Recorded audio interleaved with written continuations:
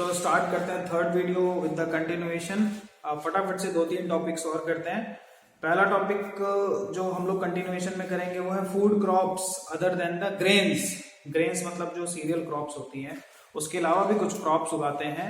Example के तौर पे हम देख सकते हैं ऑयल सीड्स, उसके बाद शुगर केन, ये क्या है, ट्रॉपिकल क्रॉप्स हैं। Mustard, coconut, soybean, cotton seed, sunflower, ये सब क्या है, ऑयल, ज्यादातर ये ऑयल देती हैं। उसके अलावा कुछ क्रॉप्स हैं जो काफी अच्छी क्रॉप्स होती हैं, tea and coffee, these are also called the plantation crops.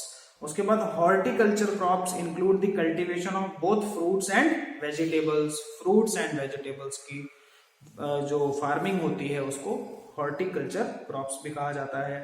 उसके अलावा कुछ एग्जाम्पल्स और हैं, cauliflower, onion, cabbage, tomato, brinjal, potato.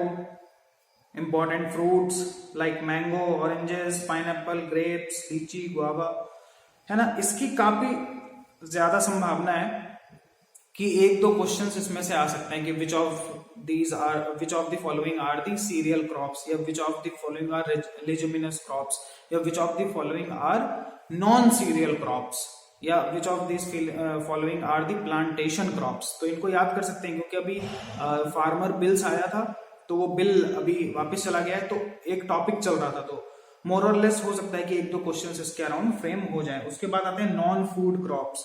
कुछ क्रॉप्स उगाई जाती हैं जिसको हम कंज्यूम नहीं कर सकते, बट उसको हम इंडस्ट्रीज में as a raw material use कर सकते हैं। एग्जाम्पल के तौर पे सबसे ज्यादा जो यूज होता है वो है fabrics like cotton and jute. Cotton के लिए ब्लैक ग्लोवल चाहिए, जूट ज्यादातर रेनी एरियाज में होता है, बंगाल और बांग्लादेश वाले इलाके में। Then rubber. रबर बहुत ही अच्छा एक फैब्रिक है जो कि पॉलीमर्स में यूज होता है, पीवीसी और अदर जितने भी सिंथेटिक पॉलीमर्स हैं उसमें भी ये एक तरीके का रॉ मटेरियल यूज किया जाता है। उसके बाद सिल्क हो गया। देन सिल्क मलबरी ट्रीज में जो कोकून की मदद से मिलता है। So these are all the crops. Then again jute is also known as the golden fibre, एक बहुत ही इंपॉर्टेंट टर्म है गोल्डन फाइबर। सो इतना यहां से कर सकते हैं। उसके बाद टेक्नोलॉजिकल एंड इंस्टीट्यूशनल रिफॉर्म्स, मतलब एक क्रांतिकारी जो चीजें होती हैं वो हमेशा टेक्नोलॉजी की मदद से आती हैं या फिर वहां पर किसी तरीके को कोई रेवोल्यूशन हुआ हो। तो इंडिया में एक रेवोल्यूशन हुआ था, ग्रीन रेवोल्यूशन, और एक रेवोल्यूशन हुआ था white revolution. Green revolution was there for the production of the crops and white revolution was the production of milk. और उसमें सबसे ज्यादा जो स्टेट्स थे जिन्होंने पार्टिसिपेट किया था, कंट्रीब्यूट किया था, that was Punjab, Haryana, Uttar Pradesh, Madhya Pradesh and few states of the south as well as in the contribution of rice. उसके बाद गवर्नमेंट की तरफ से कुछ फैसिलिटीज मिलती हैं इसको और बढ़ाने के लिए, जैसे कि एक आजकल काफी फेमस है किसान क्रेडिट कार्ड। उसमें काफी चीजें सब्सिडाइज मिल जाती हैं, फर्टिलाइजर्स हो गए, पेस्टिसाइड्स हो गए, HYV सीड्स हो गई, है ना। कुछ कंपनसेशन के साथ, कुछ सब्सिडीज के साथ सस्ती कीमतों पर किसानों को कुछ रॉ मटेरियल्स अवेलेबल हो जाते हैं या सप्लीमेंट्स मिल जाते हैं। उसके बाद अगर हम बात करते हैं तो हमारे पास एक टर्म आती है MSP। MSP टर्म आपने देखी होगी, MSP that is minimum support price. इसी पर मुद्दा चल रहा है कि हमें MSP की गारंटी दो, जो फार्मर्स वगैरह कर रहे हैं प्रोटेस्ट। मिनिमम सपोर्ट प्राइस क्या है, ये प्रोक्योरमेंट प्राइस होता है। प्रोक्योरमेंट मतलब ये सारे किसान उगा करके लिए है, अब सरकार इससे खरीदेगी तो वो मिनिमम दाम जिस पर सरकार खरीदेगी वो पहले ही अनाउंस हो जाता है, क्रॉपिंग के पहले ही अनाउंस हो जाता है कि हम मान लो गेहूं है तो उसको हम 20 रुपए में खरीदेंगे, 20 रुपए केजी। तो अब जैसी क्रॉप हार्वेस्ट हो जाएगा उसके बाद प्रोक्योरमेंट करती है, क्या करती है, उसको ओपन मार्केट में नहीं बेचते हैं। ऑब्वियस सी बात है, एक प्रोसीजर है, लेकिन पता है कि ज्यादातर क्रॉप तो प्रोक्योर हो नहीं सकती। सरकार एक लिमिटेड अमाउंट, लिमिटेड बजट के साथ ही प्रोक्योर करती है, लेकिन सरप्लस प्रोडक्शन होती है क्रॉप की, वो कहाँ जाएगी, ओपन मार्केट में जाएगी। ऑब्वियस सी बात है, कंपनीज खरीदेंगी, भाई बिस्किट बनाने वाली कंपनीज है, बहुत सारी कंपनीज है, उसी चीज को लीगलाइज कर रहे थे, इसीलिए ये आंदोलन चल रहा था। खैर ये हमारा मुद्दा नहीं है। नेक्स्ट एक बात करते हैं फूड सिक्योरिटी। फूड सिक्योरिटी क्या होता है? फूड सिक्योरिटी इंडिया में कानून है that each and every person has right to food. इसको बोलते हैं फूड सिक्योरिटी, की कोई भी भूखा ना मरे। इसके तहत ही क्या हुआ था कि जब लॉकडाउन्स लगे थे तो किसानों को और लेबरर्स को या बिलो पॉवर्टी लाइन वर्कर्स को, इवन गरीब लोगों को क्या किया था, फ्री में राशन बंटवाया था या बहुत ही मिनिमम कॉस्ट पे पैकेजेस बना करके वो राशन बंटवाया था। नहीं बंटवाते, बट क्या है, राइट टू फूड सिक्योरिटी की सबको फूड मिलना चाहिए, एक संवैधानिक अधिकार मिला हुआ है। और वो कैसे होता है, पब्लिक डिस्ट्रीब्यूशन सिस्टम से। पब्लिक डिस्ट्रीब्यूशन सिस्टम क्या होता है, एक लाइसेंस दिए जाते हैं क्रॉप्स को, क्रॉप वाली जो क्रॉप्स होती हैं सारे सीरियल क्रॉप्स, उसका एक लाइसेंस दिया जाता है डिस्ट्रीब्यूटर्स को। वो क्या करेंगे, अलग अलग इलाकों में जाकर के आउटलेट्स खोलते हैं, एक टाइम पीरियड होता है, सुबह मॉर्निंग का टाइम, इवनिंग का टाइम, उसमें जाते हैं और उनको एक पर्टिकुलर कोटा का वो मिलता है।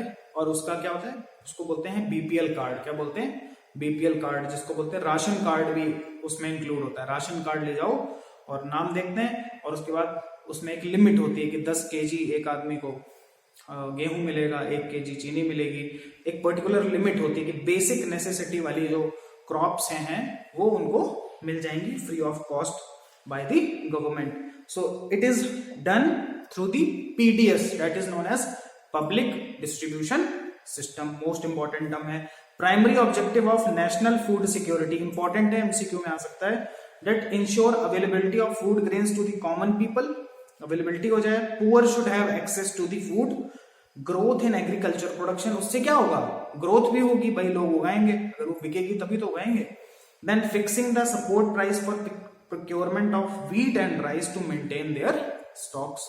और गवर्नमेंट हमेशा क्या चाहती है, अपने स्टॉक्स को मेंटेन करना चाहती है to meet the emergency situation, just like the lockdown. पिछले 2 साल से जो लॉकडाउन होता है, ये इमरजेंसी सिचुएशन थी पूरे कंट्री के लिए, सारी चीजें बंद हो गई थी, मैन्युफैक्चरिंग, प्रोडक्शन, इवन फार्मिंग भी इफेक्ट हो गई थी। तो उस समय हम देश में अगर कोई विपत्ति आ गई है या वॉर लाइक सिचुएशन हो गई है, तो we need that surplus stock, and that stock is maintained by the government by procuring the crops every year on the price known as the minimum support price by the farmers. And last is the impact of globalization. Globalization का तो बहुत ज्यादा impact हुआ agriculture में. Globalization has adversely impacted the Indian agriculture. Farmers in India exposed to the high competition from the farmers of the developed countries. Obviously बात है, globalisation होगा, पूरे मार्केट में, पूरे वर्ल्ड में जाएंगे, so we will definitely face the competition. Same happened with the Indian farmers. Our farmers are not able to compete with them. Prices of major commodities like rice, cotton, rubber, T, coffee, jute and spices, हमारे जो crops, क्यों, investment उसमें ज्यादा है, लागत ज्यादा है। Obviously जो बिग फार्मर्स हैं, डेवलप्ड फार्मर्स हैं, चाइना के हैं, यूरोप के हैं, what they are doing is they are giving the competition, they are providing the crops at lower rate as compared to the farmers of the India. So इसीलिए क्या हुआ, इसीलिए procure करती है सरकार, अदरवाइज मार्केट में तो प्राइस और भी कम हो जाएगा। तो उससे क्या होगा, जो इंडिया के किसान लगाते हैं वो भी उनको वापस नहीं मिल पाएगा। सो एक ग्लोबलाइजेशन का डिसएडवांटेज क्या है कि जब बहुत सारे सेलर्स आ जाते हैं, so ultimately price definitely goes down, और उससे क्या होता है कि वो जो उनकी लागत है वो नहीं निकल पाती है। If India changes its cropping pattern, India imports the cereal while exporting high value commodity, it will following the successful. मुद्दा ये है कि how India can deal with it. India को recognize करना पड़ेगा, जो कि इस बिल में भी mentioned था. We have to recognize that number of crops which are highly demanded by other countries, just like dragon fruit, cherry, then strawberry, mushrooms. These are the crops. India में क्या होता है, maximum farmers are going rice and wheat, rice and wheat. How much? They are giving the surplus production. So obviously the rate will go down. हमें मुद्दा ये समझना है कि फार्मर्स को ये एजुकेट करना है that to firstly check down their soil test. What are the reports of the soil test? Which crops are supported by the soil? पहले ये चेक कराओ। उसके बाद कुछ ऐसी क्रॉप्स हैं which are high in demand but less in production, उन crops को उगाओ ताकि वो आपका एक्सपोर्ट हो सके बाहर की कंट्रीज में। अल्टीमेटली फार्मर्स को ही उससे फायदा होगा। So this was the aim of the date farmers bill, but ultimately the government was not successful to make the farmers understand about this bill. So this was the biggest failure which government faced for the last one and a half year. So खैर ये हमारा मुद्दा नहीं था, but this was related to the agriculture, so मैंने भी ये भी थोड़ा बहुत टच कर दिया है. So ultimately agriculture is the backbone and India is predominantly around 65 to 70% people are still dependent for their employment on the agriculture. So we can't ignore the importance of agriculture in India. So इससे related चीजों को आप तैयार कर सकते हो. That will be very helpful in your examination. So अभी अगले पार्ट में हम लोग लाने वाले हैं कुछ चीजें पॉलिटिकल साइंस की. Rest, bye bye.